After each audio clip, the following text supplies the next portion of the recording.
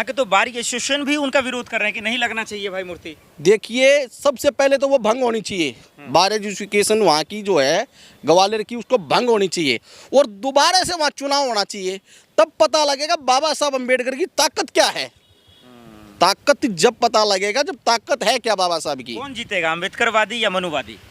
इस लड़ाई में जीत किसकी होगी? इसमें मनुवादी व अम्बेडकरवादी की बात नहीं है।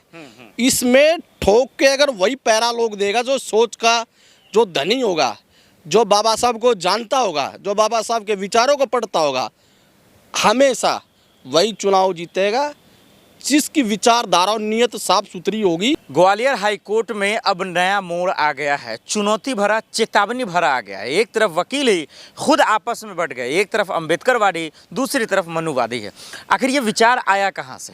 बाबा साहब के विरोध करने वाले पैदा कैसे हो गए, वो भी उसी कोर्ट में जहाँ उनकी संविधान की बात की जाती है? ये बड़ा सवाल है। हरपाल जी मेरे साथ मौजूद हैं, जो सोशल मीडिया पर वायरल भी हैं, दलितों वंचितों की हमेशा से आवाज़ उठाते हैं, खुद अम्बेडकरवादी बताते हैं और हैं भी ये। सर, आपके रहते हुए ये हाईकोर्ट में क्या हो रहा है? क्यों मूर्ति का विरोध होना शुरू हो गया, नहीं लगा देने दिया जा रहा? मध्य प्रदेश सरकार जो है भारतीय जनता पार्टी की है और ग्वालियर हाई कोर्ट का ये मुद्दा है और बड़ा तगड़ा वायरल हो रहा है सोशल मीडिया पे। इनके जो स्टैंड है, ये जो मनुवादी जो लोग हैं ना, ये अपने आप को बड़े क्षत्रिय समझते हैं।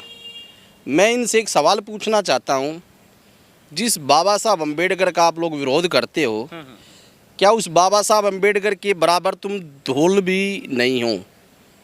जो हवा का झोंका आता ना, वो जो ऑक्सीजन मिलती है, वो भी एक बाबा साहब अम्बेडकर की देन है। सही बात है। जो आप मनुवादी लोग बाबा साहब का जो विरोध करते हैं। रही बात मूर्ति लगाने की, ये किसी की बापोती, किसी की ताकत नहीं है। किसी की कोई हिम्मत हो कि बाबा साहब की मूर्ति लगाने से कोई रोक और पाबंदी लगा सके। मैं उन मनुवादी, उस सोच के व्यक्तियों को ये बताना चाहता हूँ, या तो अपना समय निश्चित तुम तय कर लो, या मैं अपना समय निश्चित मैं खुद तय कर लूँगा। अगर तुम एक मारोगे तो ये अम्बेडकरवादी भी खाली नहीं बैठे हैं।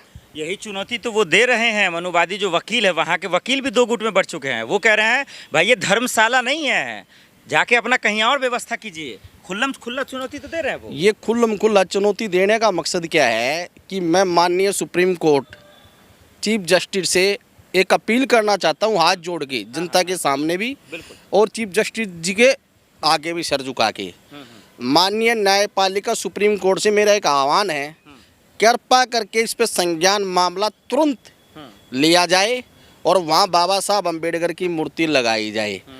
अगर ये पड़ाव अगर वहाँ नहीं हो पाया तो ये समझ लेना, इस देश के अंदर जो भूचाल आएगा ना, वो भूचाल बहुत कुछ ले उड़ेगा। धमकी दे रहे हैं क्या आप? मैं धमकी नहीं दे रहा है, ये धमकी नहीं है। लेकिन भाषा तो आपकी धमकी भरी है। नहीं, ये भूचाल उसको कह रहा हूँ।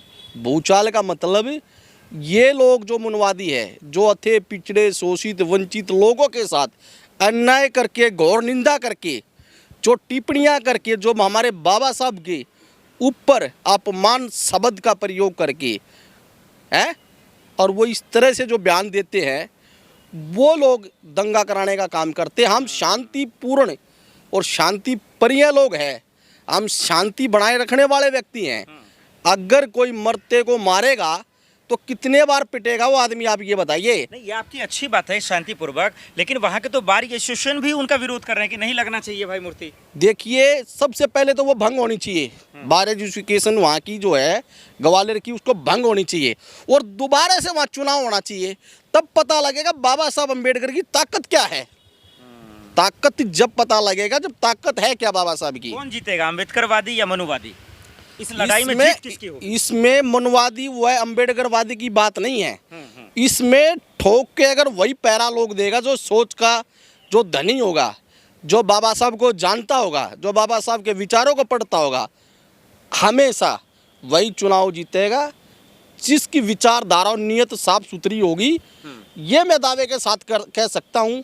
वे लोग चुनाव नहीं जीत सकते।